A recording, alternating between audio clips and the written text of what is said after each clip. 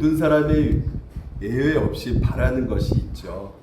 그것이 뭘까요? 바로 사랑받는 것입니다. 물론 이 사랑은 꼭 여인 사랑이나 그리고 뭐 자신이 짝사랑하는 사랑만을 말하고 있는 것이 아니고요. 그래서 일반적인 그 사랑의 의미를 말해주고 있는 것인데요. 바로 사람들에게 인정받고 또 칭찬받고 존경받고 싶어하는 그리고 나는 또 다른 사람들에게 소중히 여김받고 싶어하는 이런 것들이 누구나 다 원하는 것들이라는 것이죠. 이런 사랑을 누구나 다 받고 싶고 원하고 있다는 것이에요. 근데 이런 사랑을 받기 위해서는 한 가지 조건이 있습니다. 그게 무엇이냐면 그 사랑 받기에 합당한 자격 조건을 갖춰야 되는 것입니다.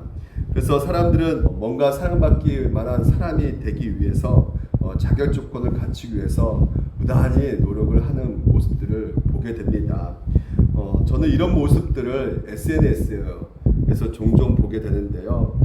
바로 카톡 아니면 인스타그램, 페이스북 이런 것들을 통해서 우리가 많이 접하게 되는 것이 무엇이냐면 수많은 사진과 글을 통해서 자신이 인정받고 싶고 칭찬받고 싶고 그리고 자기를 알든 모르든 어떤 불특정 다수들에게 사랑받고 싶어 한다는 것을 볼 수가 있거든요. 그래서 맛있는 음식을 찍어 올리거나 또한 아니면 좋은 곳에 여행 가서 찍는 사진이나 그리고 새로 산 옷 혹은 또한 자동차 이런 것들을 사진을 찍어서 표현하고자 싶은 그 마음은 무엇이었냐면 나는 이 정도 사람이다. 나는 이 정도로 가치 있는 사람이고 인정받기에 합당한 사람이다. 이런 것을 주장하고 싶은 것들인 것이죠. 저도 한때는 이 페이스북에 많은 글을 올렸고 사진도 올렸습니다. 4, 5년 전만 해도 굉장히 많이 글을 올렸어요. 아시다시피 이 사진을 올리게 되면 이 좋아요, 클릭 사랑 이렇게 받게 되잖아요. 누군가가 이 사진 보고 마음에 들었다고 해서 표현하는 것이 이제 좋아요 누르게 되는 것인데요.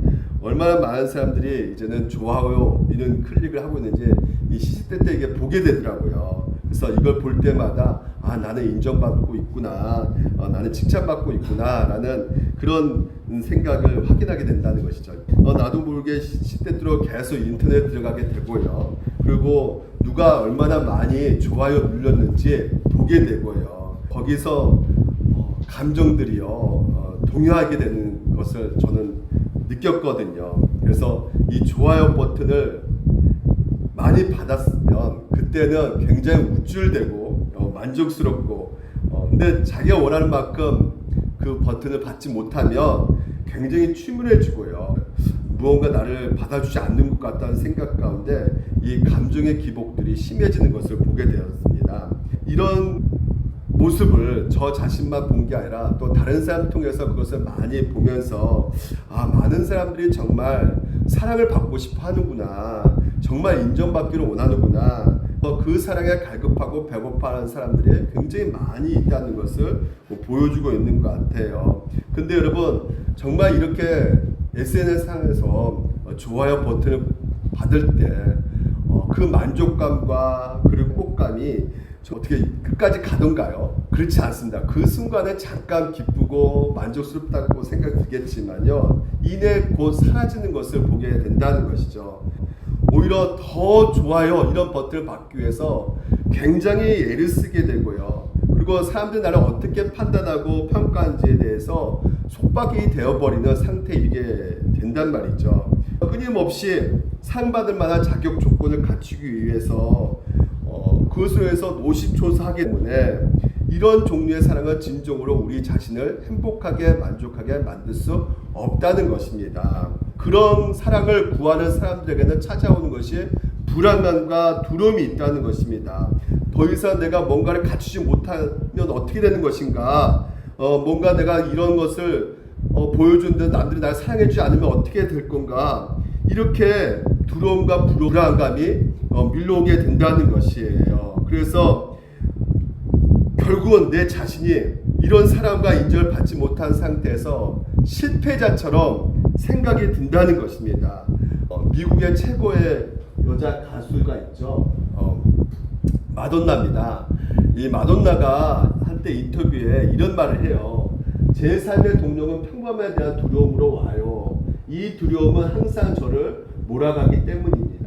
한 차례 큰 성공을 이루어내면 이내 자신이 드러나곤 해요. 하지만 금방 다른 무엇을 하지 않으면 다시 평범하고 시시한 사람으로 자기 자신이 느껴진다는 것이에요. 그래서 이미 유명인이 되었지만 여전히 제가 특별한 사람이라는 것을 증명하고 확인해야 된다는 것이에요. 그래야 직성이 풀린다는 것입니다. 이러한 제 몸부림은 지금도 계속되고 있어요. 아니 끝도 없을 것 같아요. 이렇게 말하고 있습니다. 그러니까 사람들에게 많은 칭찬과 인정과 인기를 독차지하고 있는 이 마돈나도요. 지금 평범한 거에 두려움을 느끼고 있다는 것이에요. 늘 나는 특별해야 된다고 생각하는 것이죠. 사람들이 나를 보면서 환호하고 또한 높여줘야 하지만이 내가 그것을 위해서 부단히 애를 써야 된다는 것을 늘 생각을 갖고 있었던 것이죠. 바꿔 어떤 이야기를 하고 있는 것일까요? 사람들에게 인정도 받고 칭찬도 받고 있음에도 불구하고 전혀 만족감이 없다는 것을 오늘 우리들에게 이 마돈나를 통해서 알려주고 있다는 것이죠. 세상 사람들이 말하는 소위 좋아요, 클릭, 사랑, 오히려 이런 것들이 다른 사람들에게 의해서 판단받게 되고 노예가 되어버리게 만드는, 그래서 그 사람의 판단이 나의 가치에 대한 판단으로 여겨서 좋게 평가받으면 내 가치가 성공되어진 것 같고, 만약에 그렇지 않으면 실패처럼 여기게 되는 상황 가운데 두려움에 빠지게 되는 것이, 이것이 바로 이 세상 사람들의 사랑의 특징이라는 것을 오늘 우리에게 알려주고 있는 것입니다. 그래서 이 본문 말씀을 통해서 세상 사랑과의 전혀 차원이 다른 특별한 사랑을 오늘 우리에게 알려주고 있는데, 그 사랑이 무엇이냐? 바로 하나님의 사랑인 것이에요. 그래서 2025년 우리가 한 해를 마감하는 이 시점에서 얼마나 우리가 힘들었습니까? 그렇죠. 마음 졸이고 가슴 졸이면서 눈물 흘릴 때가 굉장히 많은 한 해를 보냈던 것 같아요. 정말 여러분 너무나 많이 고생하셨습니다. 그래서 한 해를 마무리하면서 찾아오는 그 생각들은 내가 뭔가 좀 잘못 살았지 않았는가, 그런 후회감이 생각이 들고요. 또 실수하지 않았는가라는 죄책감도 들 때가 있고요. 그러면서 2026년을 바라보면서 그 미래는 뭐가 다를까?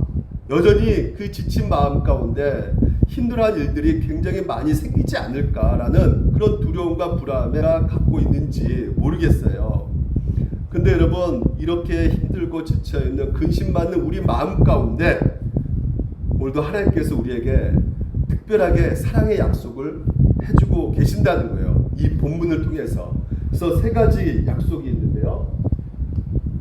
하나님의 사랑은 하나님께서 찾아오심으로 시작하게 될 것이다 라고 약속해주고 있어요. 그러니까 2026년에도 하나님의 사랑이 우리 가운데 시작이 될 것입니다. 아멘. 그리고 하나님의 사랑은 우리가 알고 믿음으로 깊어지게 될 것이란 말이죠. 오늘 그것을 약속해주고 있어요.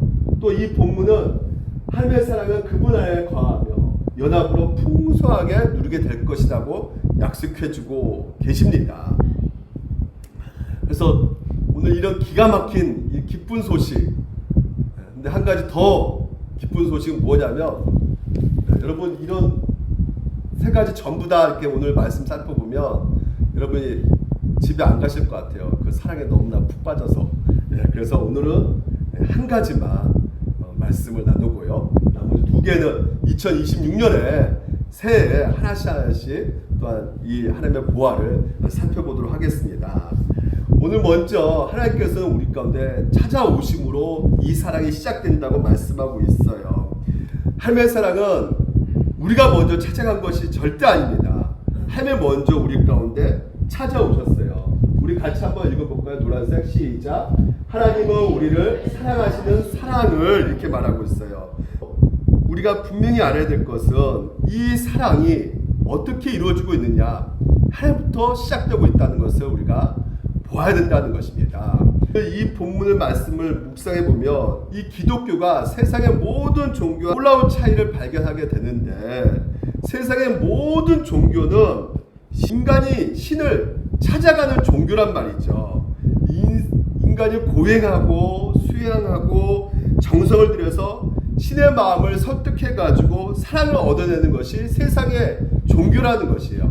제가 예전에 성지순례 갔을 때 갑자기 사이렌 소리가 막, 민방위 소리가 막 울리더라고요. 근데 울리는데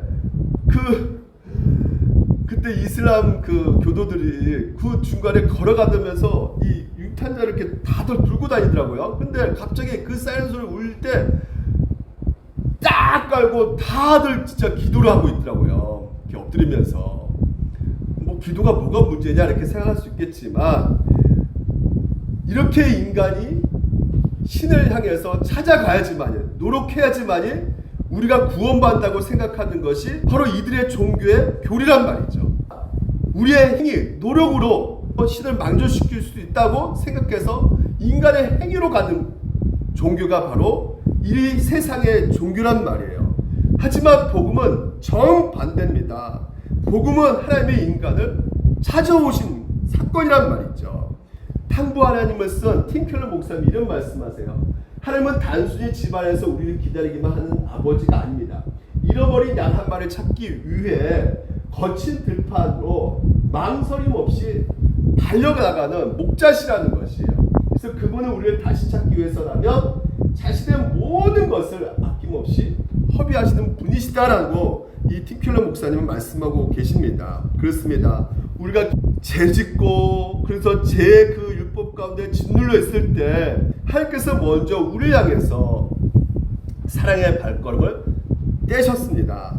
그래서 2025년 한 해도 우리가 돌이켜 보게 된다면, 때로는 우리가 너무나 외롭고 힘들었던 그 상황 속에 하나님이 안 계신 것처럼 우리가 생각될 수 있겠지만 절대 그렇지 않다는 것이에요.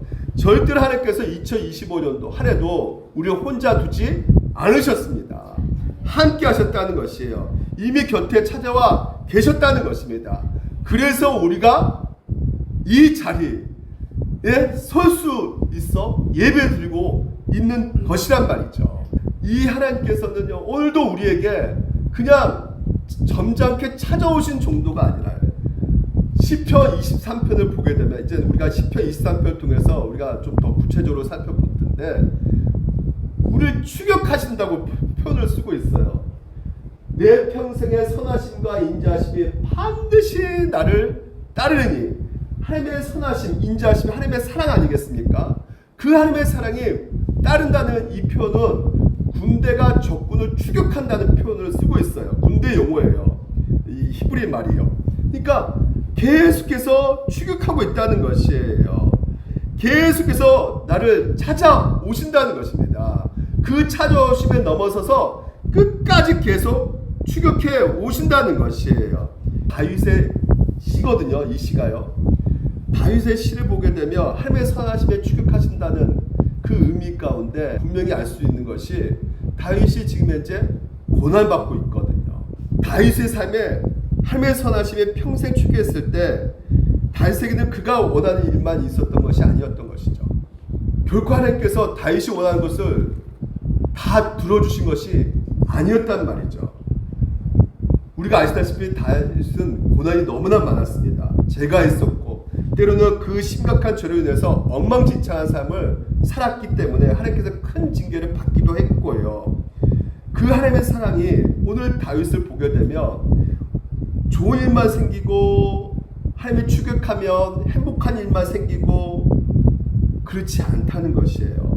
그렇다면 여러분, 다윗의 삶에 무엇이 그러면 이루어진 것인가? 하나님이 추격해가지고 하나님이 우리를 계속해서 따라오시면서 오늘 궁극적으로 이루고자 하는 것이 무엇이냐? 바로 하나님의 원하시는 선이란 말이죠. 우리가 원하는 선이 아니라 하나님이 원하시는 선이 오늘 우리 삶 가운데 이루어지는 것이란 말이죠. 그래서 우리는 끊임없이 하나님의 선한 길에 벗어나려고 하는, 자꾸만 벗어나려고 하는 우리들 모습을 가만히 보고 계시지 않고 끝까지 추격하셔서 뭐라고요? 내 영혼을 소생시키시고 자기 이름을 위하여 어디로 인도하신다고요? 의의 길로 인도하신다는 것이에요. 우리는 계속 의의 길에서 벗어나려고 할 때 하나님께서 우리를 끝까지 축복하셔서 의의 길로 계속해서 되돌리시는 일을 하고 계신단 말이죠. 이것이 로마서 8장에 더 분명하게 우리가 발견할 수가 있어요. 우리가 28절 한번 같이 읽어볼까요? 시작. 우리가 알거니와 하나님을 사랑하는 자 곧 그의 뜻대로 부르심을 입은 자들에게는 모든 것이 합력해서 선을 이뤄간다는 것이에요. 선을 이뤄간다는 거예요. 그러니까 내가 하나님 믿으니까 내가 일하는 모든 일들은 그냥 선이 될 거야. 내가 원하는 대로 될 거야. 그것이 아니란 말이죠. 바로 29절 그것을 그 선이 무엇인가를 정확하게 우리에게 알려줍니다. 우리 같이 한번 29절 읽어볼까요? 시작. 하나님의 미리 아신 자들을 또한 그 아들의 형상을 그렇죠 본받게 하기 위해서, 다시 말해서 이 모든 것이 합력해서 선을 이뤄가는 궁극적인 그 선은 무엇이냐면 그분의 아들 형상을 본받기 위해서 그 아들의 영광스러운 모습으로 우리를 빚어 가신다는 것입니다. 이게 원래 하나님이 우리 가운데 창조하시려고 하는 의도였단 말이에요. 그래서 성부, 성자, 성령 그 삼위 그 관계 안에 그 놀라운 사랑 안에 우리를 점차적으로 빚어 가시면서 그 사랑으로 우리를 들어오게 하시는 것이죠. 그래서 하나님께서 그 아들 예수 그리스도를 사랑하신 것처럼 우리 또한 사랑을 받게 하신다는 것이에요. 그래서 이것이 궁극적인 하나님의 선이라는 것입니다. 이게 우리에게 보여주시는 사랑인 것이라는 말이죠. 2026년에도 똑같습니다. 우리를 빚어 가실 것이에요. 하나님의 형상으로 우리를 만들어 가실 것입니다. 때로는 그 상황 가운데 뭐도 있을까요? 고난도 있습니다. 역경도 있습니다. 어려움도 생길 거예요. 하지만 이 모든 것이 결국은 우리를 위한 것이기에 선이 될 수밖에 없는 것이죠. 끝까지 계속해서 2020년도 끝까지 추격하셔서 계속 추격하셔서 우리를 만들어 가실 것이에요. 또 미리 정하신 그들을 또한 부르시고 우리를 구원하기 위해서 부르신 그 하나님께서 우리를 의롭다 여겨주셔서요. 그래서 그들 또한 여롭게 평생 우리가 성화의 과정 가운데 거치게 하시면서 마지막에 여롭게 하시는 끝까지 추격하셔서 그렇게 만드시는 하나님이심을 오늘 믿으시길 바랍니다. 하나님의 선하심 그것만 추격하는 것이냐? 아니죠. 인자하심도 쫓아온다는 것이에요. 이 인자하심이 뭐냐면 따라서 합시다. 언약적 사랑. 예, 언약적 사랑이에요. 그러니까 하나님의 성품과 연관되어 있는 거죠. 하나님의 성품과 언약에 기초한 우리를 향한 신실한 사랑이라는 것입니다. 이게 바로 헤세드라는 것인데요. 너희들이 어떤 일이 있어도 뭐 정말 어떤 변화를 겪고 죄를 짓고 무너진다 할지라도 나는 결코 너를 향한 나의 사랑이 변하지 않을 거야. 끝까지 너희들을 사랑할 거야 라고 말씀하시는 헤세드 인자하심 사랑이라는 것이죠. 이 사랑은 조건이 없는 사랑이란 말이에요. 예. 예를 들면 이 세상은 다 어떤 사랑일까요? 조건이 있단 말이죠. 하나님 사랑에 가장 가까운 부모 사랑도 어떻게 여러분 자세히 보게 되면 조건이 있는 것을 보게 됩니다. 그렇지 않습니까? 그래도 좀 성적이 잘 나와야지 더 사랑스럽지. 성적이 안 나오면 왠지 모르게 속상하고 그렇잖아요. 그리고 어떤 애는 더 사랑스럽고 어떤 애는 좀 더 이렇게 덜 사랑스럽고 이런 것들이 있단 말이죠. 어떠한 사람을 사랑할 때요, 그 사람이 아름답기 때문에 사랑한다면요, 그러면 어떻게 되겠습니까? 이 세상에 다 그렇거든요. 조건이 있어요. 아름답기 때문에 사랑한다. 근데 그 아름다움이 없어진다면요, 저 사람이 정말 지식이 많고 똑똑하니까 내가 사랑한다. 유능하기 때문에 사랑한다. 근데 그 유능함이 사라지면 어떻게 될까요? 사랑할 이유가 없어지게 되는 것이죠. 그래서 사람들이 헤어지고 심지어 이혼까지 하는 그 이유가 무엇이겠습니까? 조건 없는 사랑. 되어야 될 텐데 우리는 늘 조건 있는 사랑을 갖고 있는 것이란 말이죠. 그래서 조건 없는 사랑을 잘 보여주고 있는 것이 무엇이냐? 세상에서 결코 볼 수 없는 사랑, 결혼 맹세. 결혼 맹세할 때 언약, 맹세하잖아요. 뭐라고 맹세합니까? 젊을 때나 늙을 때나 가난할 때나 부자일 때나 건강할 때나 아플 때나 죽음이 두 사람을 갈라놓을 때까지 끝까지 서로 사랑하기로 맹세합니까? 이렇게 물어보지 않습니까? 그러니까 사람들은 부할 때는 결혼했는데 가난해지니까 헤어지고, 건강할 때 아름다울 때는 결혼했는데 갑자기 취해 보이고 건강하지 않을 때는 헤어지고, 이게 바로 조건적인 사랑이라는 것이에요. 하지만 이 맹세한 것은 그 결혼 언약 가운데 진정한 사랑이란 말이에요. 아플 때나 건강할 때나 그것을 보여주고 있는 사랑이 어떤 사랑입니까? 바로 예수 그리스도란 말이죠. 그러므로 사람이 부모를 떠나 그의 하나 합하여 그 둘이 한 육체가 될지니 이 비밀이 크도다. 부부 관계, 그 맹세, 바로 어떤 맹세입니까? 언약적으로 맹세했단 말이에요. 근데 그것이 누구와의 맹세라는 것을 보여주고 있냐면 예수 그리스도와 교회, 여러분과의 맹세란 말이죠. 조건이 없단 말이에요. 그 사랑에는 궁극적인 그 신랑 대신 우리 예수 그리스도께서 오늘 베풀어준 그 사랑 한번 생각해 보시기 바랍니다. 우리가 어떤 사랑받을 조건이 있습니까? 거룩하게 사셨어요? 2025년도에도 착하셨습니까? 그렇지 않았죠. 하나님은 정말 잘 섬겼습니까, 여러분? 그렇지 않았죠. 그럼에도 불구하고 아무 조건 없이 여러분을 사랑하셔서 여기까지 인도하셨단 말이에요. 아플 때나 추할 때나 병들었을 때나 건강할 때나 제가 있을 때나 순교할 때나 상관없이 하나님께서 우리 가운데 사랑받을 만한 것들이 전혀 아무것도 없고 오히려 더 거슬린 행동을 했던 우리들을 헤세드, 언약하셨기 때문에, 약속하셨기 때문에 그 언약에 기초한 사랑으로 오늘 우리를 사랑해주고 계신다는 것이에요. 그래서 너희가 변한다 할지라도, 너희가 정말 벗어난다 할지라도 나에게, 너희들이 정말 불법을 저진다 할지라도 끝까지 나는 너희를 사랑할 거야. 끝까지 이 언약에 따라서, 이 결혼 맹세한 언약에 따라서 너희들을 끝까지 사랑할 거야. 약속해주고 있단 말이죠. 이 사랑이 2020년도에도 끝까지 추격하셔서 그 사랑을 보여주실 것입니다. 만약에 여러분 이 언약적 사랑이 없으면 하나님의 선하심이 끝까지 우리를 추격할 수가 없는 것이죠.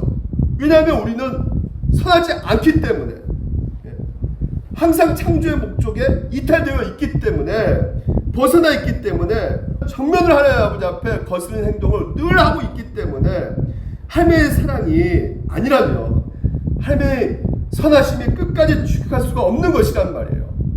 그 선하심 우리를 끝까지 추격하셔가지고 그 언약적 사랑 가운데 우리를 2026년에도 함께 하실 것입니다. 그걸 믿으시기 바랍니다. 그것을 잘 보여주고 있는 마지막 두 사람이 있죠. 바로 누가복음 15장의 탕자입니다. 두 아들이 나옵니다. 거기 아시다시피 너무나 잘 알고 있어요. 이 첫째 아들, 둘째 아들, 이 둘째 아들이 어떤 자입니까?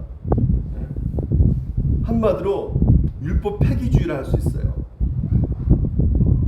그 당시만 해도 율법이 뭡니까? 아버지를 잘 부양해야 되죠. 모셔야 되죠. 그리고 그 가정에 질서가 있단 말이에요. 근데 그것을 완전히 무시한 채 유산 나한테 달라는 거야. 아버지가 살아계심에도 불구하고. 그 말은 결국 무엇입니까? 아버지 빨리 죽었으면 좋겠다는 소리예요. 이제 아버지 필요 없고 내 재산이나 주십시오.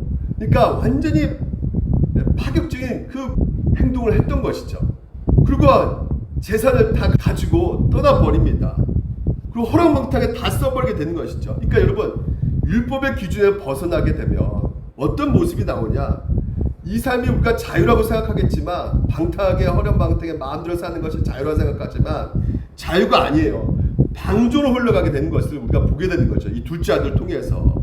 그래서 이 둘째 아들이요, 은혜가 풍성하니까 아유 죄를 더 지어도 뭐 괜찮겠지 이런 생각 가운데 아무렇게도 살아도 되겠지, 구원 받았으니까, 어차피 나 천국 가니까, 이 이원론적인 삶 가운데 결국 나타나는 그 형태의 모습 속에서 어떤 모습이 나옵니까? 결국은 모든 것이 파괴되어 버리면서 노예가 되어버린 것이. 그래서 이 둘째 아들이 17절을 보게 되면 비참한 처지에 떨어지니까 그때서야 아버지 사랑이 생각나기 시작하는 것이야. 그래서 스스로 돌이키는데 내 아버지에게는 양식이 풍족한 품꾼이 얼마나 많은가. 이 말은 무슨 말이겠습니까? 아버지께서 얼마나 나를 너그럽게 대하셨는가, 얼마나 많이 주셨는가, 이 아버지의 사랑을 깨닫게 된 것이죠. 그러니까 내 뜻대로 살아가는 그 삶이 결코 진정한 행복이 될 수가 없었다는 것을 알게 된 것입니다. 그러니까 결국 죄가 무엇이냐? 뭘까요? 우리 죄를 자꾸만 어떤 행동, 도덕적으로 타락하고 못된 짓 하고 방탕하고 음란한 짓, 이것은 죄의 본질이 아니란 말이죠. 죄의 열매죠. 결과란 말이에요. 죄의 본질은 무엇입니까? 하나님을 떠나버리는 것이란 말이에요. 다시 말해서 하나님의 뜻을 어기거나 아버지의 법을 깨트리는 것이 아니라 하나님 아버지의 마음을 깨트리는 것이란 말이에요. 배운 망독한 것이란 말이죠. 그토록 나를 사랑하는 그 아버지의 마음을 완전히 깨트려버리고 행동하는 그 모든 것들이란 말이죠. 그래서 이 죄의 본질 가운데 아버지가 어떤 모습으로 서 있습니까? 끝까지 추격하시는 그 사랑을 보여주시잖아요. 아들을 너무너무 사랑하니까 이 폐역하고 무례함에 있음에도 불구하고 그 모든 것들을 참아내셔가지고요, 아버지 입장에서 그 아들을 관계 가운데 호적에서 지울 수가 있음에도 불구하고 그 아들, 자기를 버리고 떠난 그 아들을 애타게 기다리고 계시는 것. 언제 돌아오나 그 언덕에서 나를 버리고 떠난 그 자리에서 다시 돌아올 그 아들을 계속해서 본단 말이죠. 결국은 아들이 나타나니까 어떻습니까? 천천히 걸어가요? 점잖게? 미치듯이 달려갑니다. 이게 바로 아버지의 마음이라는 것이에요. 아버지의 선하심과 인자하심이 얼마나 큰지를 오늘 우리 가운데 보여주고 있는 것이죠. 기쁨으로 그 아들을, 그런 죄를 지었음에도 불구하고 너 왜 이렇게 네 마음대로 행동하고 네 마음대로 사냐, 정신 나가도 마, 이렇게 말한 적이 없으시고 그냥 품어버려요. 오히려 그 불순종과 상관없이 사랑하는 그 아들을 대할 때 잔치로 너무나 기쁘니까 반지도 끼워주고. 2025년 여러분 한 해를 우리가 돌이켜보시면 정말 내 뜻대로 허랑방탕하게 살아갔던 삶이 여러분 가운데 더 많지 않았습니까? 그래 안 그래요? 저는 그랬어요. 저는 진짜 그랬어요. 네. 제가 올해 한 해 우리 장로님이 계속 아프셨잖아요. 네. 계속 아프시는 그 상황 속에서 제가 어떻게든지 뭔가 정말 내가 뭐 어떻게 한번 해보려고 정말 발버둥 쳤던 것 같아요. 네. 그래서 이 방법 저 방법 내 고집대로 내 뜻대로, 그래서 내 계획대로 이렇게 뭔가를 좀 해보려고 하는 그 상황 속에서 이게 계속해서 이게 내 뜻대로 안 되는 것이죠. 그러니까 내 뜻대로 안 되니까 아니 이렇게 아픈 거 내가 실수해가지고 이렇게 된 거 아닌가, 이런 죄책감도 들면서 나중에는 내가 뭐 나쁜 행동했으니까 왜 하나님 왜 이런 식으로 나를 대하십니까 하면서 원망이 나오더라고요. 그 원망은 또 어떤 원망이냐, 나 이제 목회를 어떻게 합니까? 이제 이렇게 아프셔가지고 안 나오시는데 작년에는 김광진 집사님, 정말 그때는 정말 저도 목회를 그만두려고 했지만 살려내셔가지고 이렇게 목회할 수 있게끔 하셨는데 또 이런 일을 겪게 하셔서 왜 나를 또 이렇게 목회를 힘들게 놓으십니까? 막 작년에 나에게 베풀신 그 은혜를 망각한 채 올해도 내 현실 가운데 그 문제 앞에서 내가 주인처럼 행동하는 그 모습 속에서 하나님의 그 은혜를 망각한 채 막 하나님 앞에 원망을 많이 했단 말이에요.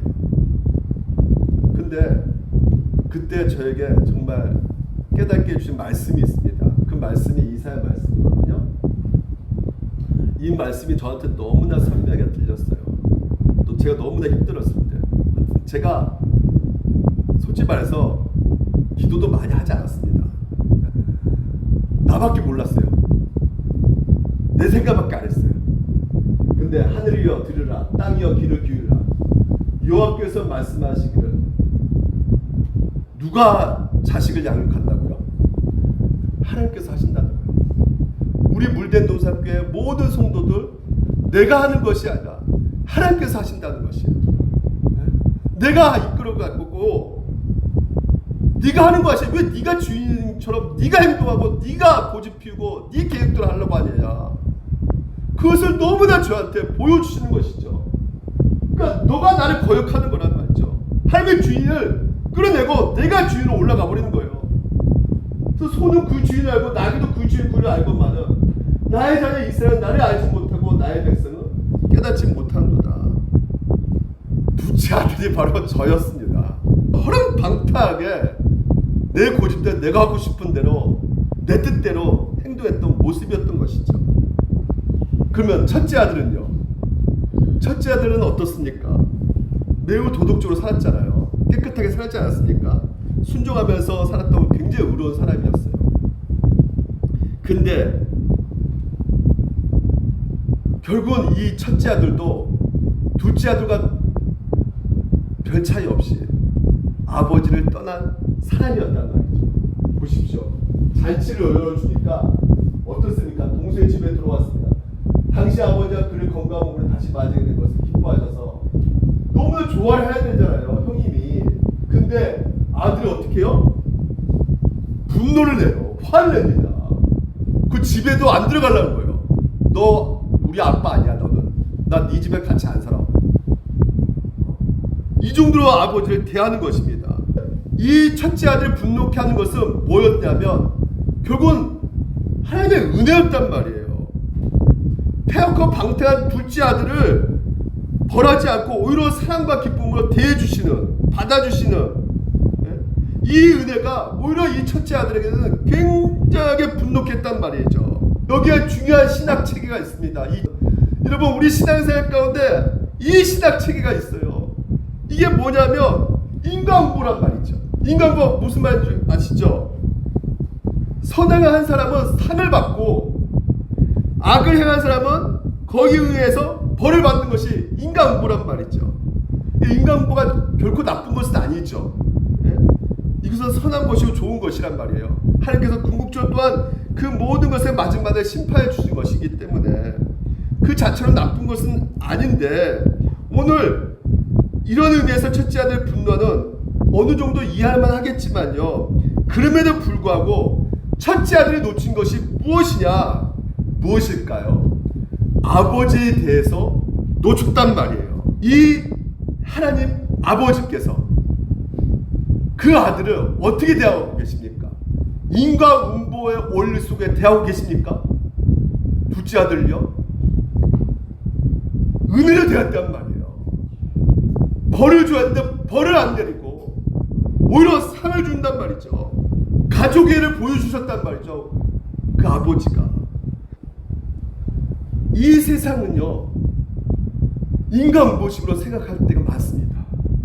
왜냐하면 우리 모두가 죄인이고요 불완전한 아버지고 그 죄 가운데 살기 때문에 이 자녀를 사랑하지 않는 그 모습 속에서 심지어 버리는 아버지도 있잖아요. 이런 모습 속에서 우리가 인간모식 가운데 생각하는 그 차원에서 이 세상을 바라볼 때가 굉장히 많은데 하나님께서는 완벽하고 완전한 하나님 아버지시라 그분께서 오늘 우리에게 죄인된 우리들을 끝까지 사랑해 주신, 축복해서 사랑해 주신 그 사랑으로 대해주고 계신다는 거. 심지어 이 첫째 아들까지도 어떻게 합니까? 내쳐버렸습니까? 아니죠. 끝까지 축복해서 사랑해 준 것을 보여주신단 말이에요. 그 증거가 뭘까요? 그 둘째가 아버지에게 말했네. 아버지의 재산 중에 내게 돌아올 분께서 내게 주소서 하니, 아버지가 뭐예요?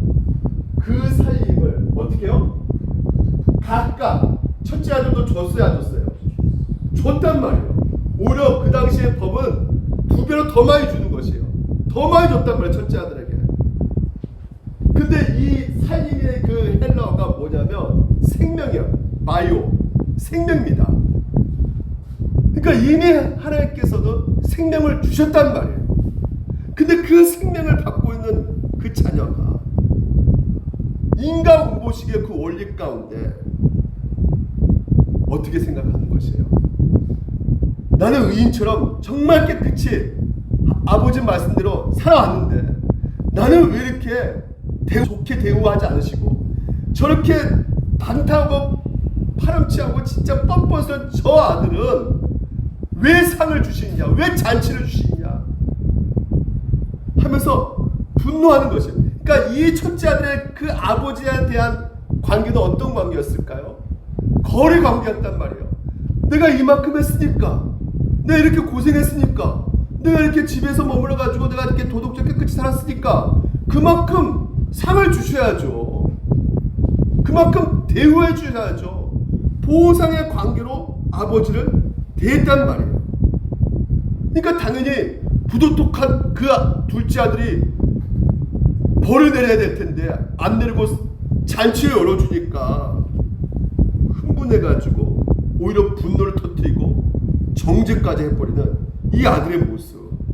그런데도 어떻게 합니까? 아버지가 이래. 너는 항상 나와 함께 했으니 내 것이 다 네 것이다. 끝까지 포기하지 않아요. 첫째 아들도. 첫째 아들도 불신앙이고 둘째 아들도 불신앙인데도 불구하고 아버지를 진짜 사랑하는 그 아버지를 대하지 않는 이 첫째 둘째 아들도 하나님께서는 포기하지 않으시고 끝까지 어떻게 말이에요. 만약에 여러분 우리가 하나님 말씀에 순종하고 모든 말씀을 완벽하게 잘 지켰다고 생각해 봅시다. 그러면 여러분 오늘 우리 가운데 뭐가 생길까요? 무척 의롭다고 생각이 들 거예요. 이때는 여러분 더 이상 내가 내 자신의 행위 가운데 의롭게 생각이 드는데 하나님께서 오늘 우리 가운데 예수를 통해서 의로움을 주신 것은 생각지 않는단 말이죠. 다시 말해서 예수 그리스도가 더 이상 나에게 필요 없다고 생각을 하게 된단 말이에요. 그러니까 오늘 첫째 아들의 모습이 오늘 우리의 모습이란 말이죠. 내가 받아야 될, 내가 이렇게 의로운 행동을 했으니까 반드시 나에게 줘야 될 그 상, 자신보다 못한 그 둘째 동생 깔보고 정죄하는 그 모습. 오히려 근데 그 사람을 이 둘째 아들 의인처럼 대해주시고 나는 왜 인과응보식으로 칭찬을 안 주시는. 그러니까 예수 그리스도가 어떻게 보이는 겁니까? 순종한 나의 의로움이 이게 꽉 차 있으니까 더 이상 예수 그리스도의 그 의로움, 예수님께서 우리 가운데 행하신 것들이 필요가 없고 더 멀리 하고 싶다는 말이란 말이죠. 더 피하고 싶은 거예요. 예수 그리스도 필요 없으니까.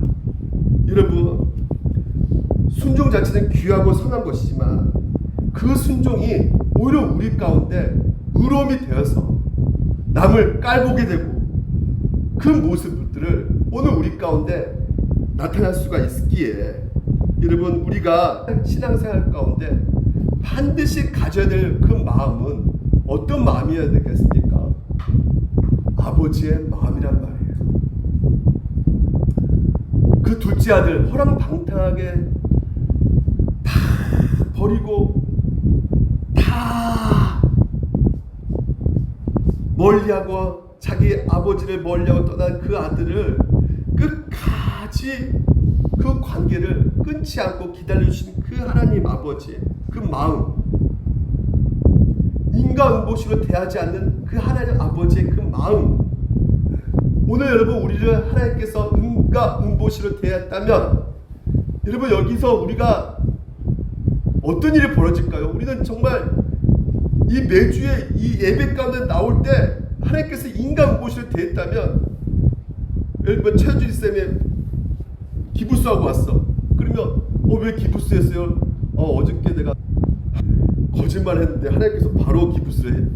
팔을 찌르트려버렸네요.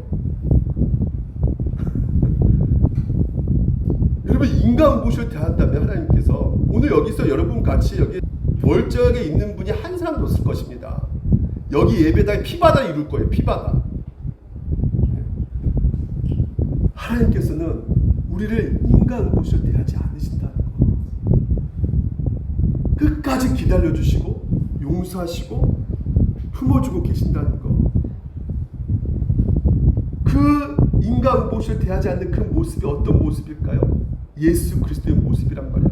십자가 달려 죽으신 그 아들, 오늘 우리를 위해서 대신 그 십자가 달려 죽이시면서 그 아들이 오늘도 우리가 받아야 될 그 모욕, 우리가 받아야 될 그 형벌, 우리가 받아야 될 그 처벌, 그 모든 피바다를 그분이 대신 받게 하셔서, 그리고 철저하게 아버지께 버림을 당하게 하셔서, 엘리엘리 라마 사박다니 어찌어찌 나를 버리셨나이까.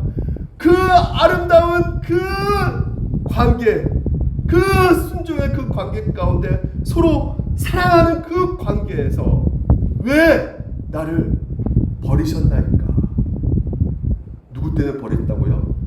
여러분들을 위해서 버리셨다는 거. 그 사랑을 오늘 우리에게 2025년도도 알려주셨고 2026년에도 알려주셨단 말이에요. 여러분을 아들을 죽이시면서까지 끝까지 사랑을 주게 가신다는 걸 여러분 믿으시고요. 그러면 우리가 어떻게 살아야 되겠습니까? 2026년에도 같이 한번 읽어볼까요? 시작. 서로 친절하게 하며 불쌍히 여기며 서로 용서하기를 하나님 그리스도 안에서 너희를 용서하신 것 같이 하라. 여러분 우리가 어떻게 서로 용서할 수가 있겠습니까? 어떻게 참고 기다리고, 우리도 내가 첫째 아들이라니까요. 여러분 얼마나 그 사람들을, 제가 이 첫째 아들의 모습이 얼마나 잘 나오겠습니까? 제가 성도들 보니까 신앙생활도 제대로 안 하는 것 같고, 기도도 안 하는 것 같고, 예배도 덜 되는 것 같고, 왜 저렇게 신앙생활을 하지? 이런 마음 가운데 여러분 제가 하나님의 영광을 위해서 그런 생각을 할까요? 네? 과연 그럴까요? 제가 하나님의 교회를 사랑하는데 그 사랑 때문에 내가 교회를 사랑해서 그런 생각을 할까요? 아닙니다. 저도 뭐예요? 율법주의자란 말이에요. 피해 의식이 있기 때문에, 피해 의식이 있기 때문에, 자기 의 때문에, 그래서 정죄를 하는 거예요. 누가 제일 잘합니까? 여기서 정죄를 목사입니다. 저예요. 늘 신앙생활 판단하니까. 그러니까 당연히 뭐예요? 용서치 않는 모습들이 나온단 말이에요. 그래서 우리가 용서할 수 있는 그 힘이 어디서 나오느냐? 하나님이 그리스도 안에서 너희를 용서하신 것이지. 어디서 나온다고요? 하나님의 사랑에서 나온다. 여러분도 2026년 하나님의 놀라운 사랑을 풍성하게 누리시면서 그 사랑을 오늘도 가장 가까운 내 곁에 있는 형제들을 향해서 할 수 있기를 주님으로 축원드립니다. 그래서 오늘도 우리가 같이 함께 이 찬양 부르면서 마무리 짓도록 합시다. 십자가 그 사람 멀리 떠나서 무너진 나의 삶 속에 2000년 주기대 2025년도에가 그랬던 것 같아요. 은혜를 받고 있으면서도 우리가 망각한 채로 살아갈 때가 많이 있었던 것 같아요. 마음이 돌같이 되어버렸죠. 딱딱한 마음이 되어버렸죠. 그럼에도 불구하고 우리를 어떻게 하신다고요? 어루만져 주신다는 것이에요. 그리고 반드시 또 어떻게 해요? 2020년도에는 일으켜 세우신다고 약속하고 계십니다. 왜요? 우리를 헤세드, 선하심, 인자하심으로 끝까지 사랑해 주시기 때문에. 그래서 지나간 일들을 기억한다, 기억하지 않는다. 기억하지 않고 이전에 행한 모든 일 생각지도 않는다. 내 안에서 2025년도에도 새해를 행하신 그 주님을 끝까지 그리스도를 바라봐라 라고 오늘도 말씀하고 계십니다. 우리가 같이 함께 십자가 그 사랑 멀리 떠나서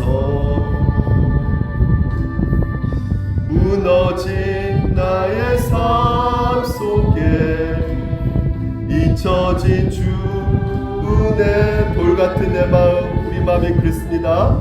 돌같은 너무나 딱딱해졌어요. 그럼에도 불구하고 하나님 포기하지 않으십니다. 우리를 어루만져 주십니다. 끝까지 추격하십니다. 찾아오셔요. 다시 일으켜세. 우리가 그래서 고백할 수밖에 없습니다. 주님을 사랑합니다. 주 나를 보호하시고 주 나를 보호하시고 붙들어 주십니다. 나 믿음이 꺾이지 않도록. 우린 누굽니까? 외롭고 존귀한 주님의 자녀라. 주